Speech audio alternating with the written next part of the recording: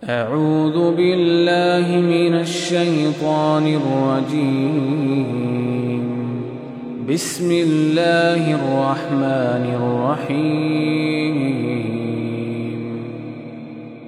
بسم الله الرحمن الرحيم الحمد لله والصلاة والسلام على رسول الله وعلى آله وأصحابه ومن تبعهم بإحسان إلى يوم الدين وبعد. Ikhwati fillah, azani Allah wa iyyakum. Adapun tata cara salat Id ditegakkan dengan 2 rakaat sebagaimana ijma' para ulama, sebagaimana yang disebutkan oleh Al-Mawardi, Ibnu Hazm, Ibnu Qudamah, An-Nawawi dan Al-Imam As-San'ani. Berkata Al-Mawardi, amma salatul Id kaifiyatuha farq'atani ijma'an. Adapun salat Id tata caranya yaitu 2 rakaat sebagaimana ijma' para ulama. Dalam kitab Al-Hawi Al-Kabir jilid 2 halaman 491. Ini berdasarkan hadis Ibnu Abbas radhiyallahu anhuma. Beliau berkata, anna Rasulullah sallallahu alaihi wasallam kharaja yaumu adha au fitr fa shalla rak'atain lam yusalli qablaha wala ba'daha. Bahwasanya Rasulullah sallallahu alaihi wasallam keluar untuk menegakkan salat Idul Adha dan salat Idul Fitri, dan Nabi salat 2 rakaat dan Nabi tidak salat sebelumnya dan juga tidak salat setelahnya. Artinya tidak ada sunnah qabliyah atau ba'diyah. Hadis riwayat Bukhari dan Muslim. Adapun sifatnya, maka sifatnya sama dengan salat-salat yang lain dari sisi bentuknya, sunnah-sunnahnya dan lain sebagainya. Hanya saja dalam takbir ditambah pada rakaat pertama seseorang bertakbir 7 kali dengan takbiratul ihram. Pada rakaat kedua bertakbir 5 kali selain takbir bangkit dari sujud. Takbir-takbir tambahan ini hukumnya sunnah dan tidak wajib. Ini sebagaimana madhab jumhur para ulama Al-Malikiyah, Asy-Syafi'iyah dan Al-Hanabilah, sebagaimana hadis dari Amr ibn Shu'aib dari ayahnya dan dari kakeknya. Beliau berkata, anna Rasulullah sallallahu alaihi wasallam kabbara fi 'idin 12 takbiratan. Bahwasanya Nabi sallallahu alaihi wasallam bertakbir pada salat Id 12 takbir. Sab'an fil ula, 7 takbir pada rakaat pertama, wa khamsan fil ukhra, dan 5 takbir pada rakaat kedua. Walam yusalli qablaha wala ba'daha, dan Nabi tidak salat sebelumnya, itu sebelum salat Id, dan juga tidak salat setelah salat Id. Hadis riwayat Abu Daud. Dan juga sebagaimana yang dikatakan oleh Aisyah radhiyallahu anha, kata beliau, anna Rasulullah sallallahu alaihi wasallam kana yukabbiru fil fitri wal adha fil ula 7 takbiratin wa fil thaniyati 5. Kata Aisyah radhiyallahu anha bahwasanya Nabi sallallahu alaihi wasallam bertakbir di salat Id, di salat Idul Fitri dan Idul Adha. Pada rakaat pertama 7 takbir dan pada rakaat kedua 5 takbir. Hadis riwayat Abu Daud. Dan apakah disyariatkan berzikir atau mengucapkan sesuatu di antara takbir-takbir tambahan ini?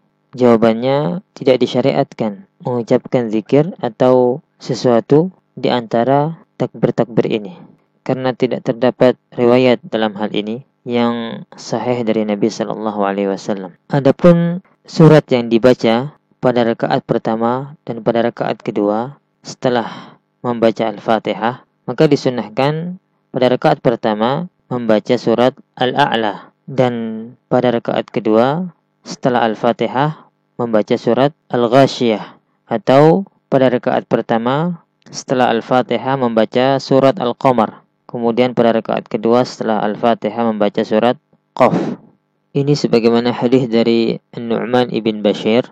Beliau berkata, kana Rasulullah sallallahu alaihi wasallam yaqra'u fil 'idain wa fil jum'ati bisabbih isma rabbikal a'la wa hal ataka hadithul ghashiyah.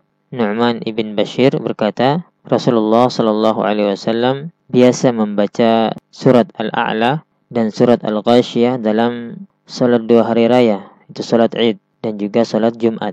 Hadis riwayat Muslim. Dan juga dalam hadis yang lain dari hadis Abi Waqid Al-Laythi, beliau berkata, sa'alani Umar ibn al-Khattab amma qara'a bihi Rasulullah sallallahu alaihi wasallam fi yaumil 'id. Faqultu biqtarabatis sa'atu wa qaf wal Qur'anil Majid. Abu Waqid Al-Laitsi dia berkata, Umar bin Khattab bertanya kepadaku, surat apa yang dibaca oleh Rasulullah sallallahu alaihi wasallam pada saat salat Id? Aku menjawab, beliau membaca surat Iqtarabatis Sa'atu dan Qaf wal Qur'anil Majid, yaitu surat Al-Qamar dan surat Qaf. Hadis riwayat Muslim. Dan ini sebagaimana kesepakatan ulama mazhab yang empat, Al-Hanafiyah, Al-Malikiyah, Al-Syafi'iyah, dan Al-Hanabilah.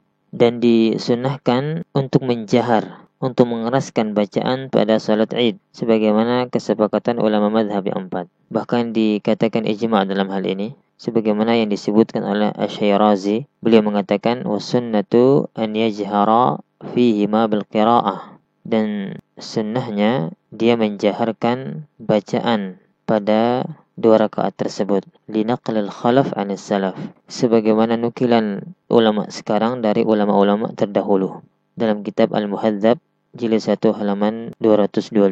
Dan bagaimana seseorang yang masbuk pada salat Id, seseorang yang datang dalam keadaan masbuk dan imam sudah tasyahud, dia ikut bersama imam, duduk, ketika salam dia salat 2 rakaat dan dia tambah takbirnya sebagaimana takbir salat Id, sebagaimana sifat yang disunnahkan. Dan bagaimana jika seseorang terluput dari salat Id, apa kewajibannya? Seseorang yang terluput dari salat Id, maka hendaklah ia salat 2 rakaat sesuai dengan sifat yang disunnahkan. Sebagaimana hadis Anas ibn Malik radhiyallahu anhu, beliau berkata, annahu kana yakunu fi manzilihi bizawiyati, fa idza lam yashhadil 'ida bil Basrah jama'a ahlahu wa waladahu wa mawaliyahu, thumma ya'muru maulahu Abdullah ibn Abi Utbah fasalla bihim raka'atain. Anas bin Malik radhiyallahu anhu, bahwasanya beliau pernah di rumahnya di pelosok yang mana beliau tidak sempat hadir melaksanakan salat Id di kota di Basrah. Beliau mengumpulkan keluarganya semua, anaknya, kemudian budak-budaknya. Kemudian beliau memerintahkan budaknya Abdullah ibn Abi Utbah untuk salat bersama mereka 2 rakaat. Hadis riwayat Abdul Razzaq dalam Musannaf dan Ibnu Abi Syaibah. Kita cukupkan sampai di sini. Wassallallahu ala nabiyyina Muhammad wa akhiru da'wana alhamdulillahi rabbil alamin.